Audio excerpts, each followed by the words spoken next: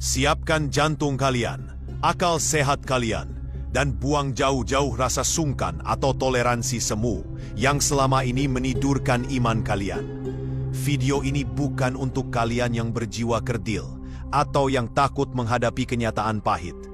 Ini adalah tamparan keras, sebuah bom teologis yang akan meruntuhkan tembok-tembok dogma yang selama 2000 tahun ini dipaksakan kepada dunia dengan penuh kepalsuan. Selama ini kalian dicekoki narasi bahwa sejarah kekristenan adalah sejarah yang suci, lurus, dan tanpa cacat. Kalian diberitahu bahwa Alkitab yang kalian pegang adalah satu-satunya versi sejarah yang benar. Dengar baik-baik, itu adalah kebohongan sejarah terbesar yang pernah diproduksi umat manusia demi kekuasaan politik dan dominasi patriarki.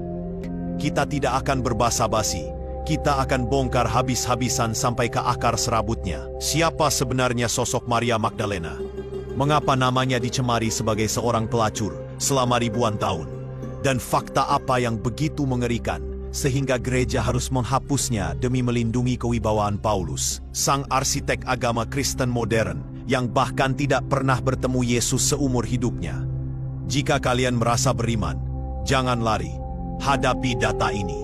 Karena kalau imanmu dibangun di atas fondasi manipulasi, maka satu tiupan kebenaran saja sudah cukup untuk membuatnya runtuh berkeping-keping. Mari kita bedah konspirasi terbesar di balik jubah-jubah megah Vatikan dan mimbar-mimbar gereja yang telah membungkam suara kebenaran Nabi Isa Al-Masih. Mari kita letakkan fondasi yang tidak bisa digoyahkan. Di dunia ini, ada klaim sejarah yang bersifat eksklusif. Kita tidak bisa berkata sejarah A itu benar dan sejarah B itu benar jika keduanya saling meniadakan secara frontal. Islam datang dengan klaim yang jernih. Nabi Isa adalah utusan Allah, membawa tauhid, dan pengikutnya adalah orang-orang yang lurus. Namun kekristenan yang kita kenal hari ini, kekristenan versi Paulus, berdiri di atas klaim bahwa Yesus adalah Tuhan, dan para pengikutnya hanya terbatas pada 12 murid laki-laki yang kemudian disempurnakan oleh visi-visi pribadi Paulus. Dua narasi ini bertabrakan seperti dua kereta api berkecepatan tinggi di satu rel yang sama. Tidak ada jalan tengah. Salah satu harus berbohong. Dan hari ini kita akan tunjukkan bahwa gereja telah melakukan pembunuhan karakter terhadap saksi kunci sejarah demi melanggengkan doktrin-doktrin aneh mereka. Gereja Katolik dalam sejarahnya yang panjang seringkali berlagak sebagai satu-satunya pemegang otoritas wahyu. Mereka mengklaim telah menyusun Alkitab dengan bimbingan Roh Kudus. Tetapi, apakah mereka pernah jujur mengapa ada puluhan naskah kuno yang ditemukan di Nag Hammadi dan Qumran yang menceritakan versi yang sangat berbeda tentang Nabi Isa? Tidak. Mereka menyebutnya apokrifa. Mereka menyebutnya sesat. Mengapa?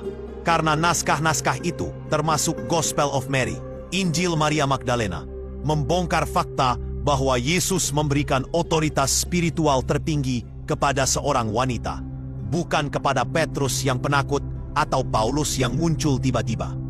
Mengakui Maria Magdalena sebagai rasul di atas para rasul adalah bunuh diri bagi sistem gereja yang maskulin. Itu sama saja dengan mengakui bahwa suksesi kepemimpinan yang mereka klaim selama ini adalah cacat sejak lahir. Mari kita bedah alasan pertama, penghancuran karakter Maria Magdalena.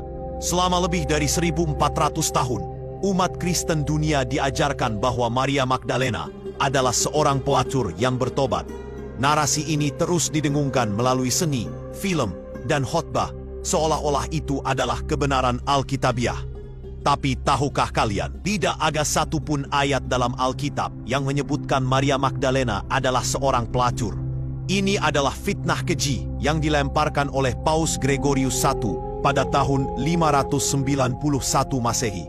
Dalam khotbahnya yang terkenal sesat secara sejarah, Sang Paus menggabungkan sosok Maria dari Betania dan wanita berdosa anonim di Injil Lukas menjadi satu sosok, Maria Magdalena. Mengapa gereja melakukan ini? Mengapa mereka butuh menjadikannya pelacur?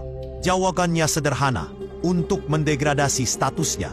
Seorang pemimpin wanita yang punya pemahaman spiritual mendalam harus dibuat kotor agar suaranya tidak didengar, agar kewibawaannya hancur, dan agar kursi kekuasaan bisa diserahkan sepenuhnya kepada dominasi laki-laki yang nantinya menjadi alat politik kekaisaran Romawi. Pikirkan analogi ini.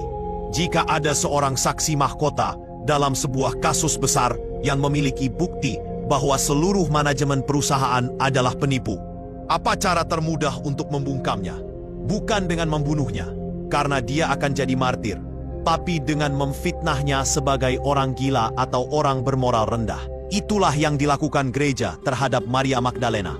Mereka mengubah seorang murid utama, seorang pemimpin spiritual yang paling dekat dengan Isa Allah asal, menjadi simbol pendosa yang bertobat. Dalam teologi Paulus, wanita harus tunduk, wanita tidak boleh mengajar.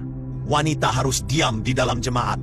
Maka, kehadiran Maria Magdalena yang memiliki pengetahuan rahasia dari Nabi Isa adalah ancaman bagi agenda misoginis Paulus.